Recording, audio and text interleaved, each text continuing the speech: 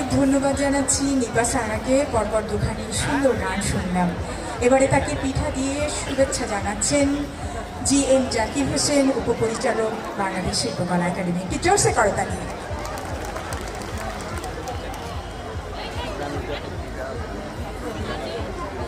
কবিতা হলো, পুঁথি হলো, গান হলো, এবার কি যেন একটা করতে চাই বলেন তো।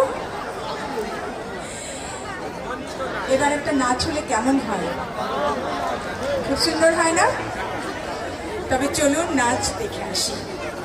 শেখর কালচারাল সেন্টারের পরিবেশনায় সমবেত নৃত্য পরিচালনায় সোহেল রহমান। আমরা নাচ দেখবো। এরপরে প্রস্তুত হবেন মনি ইসলাম।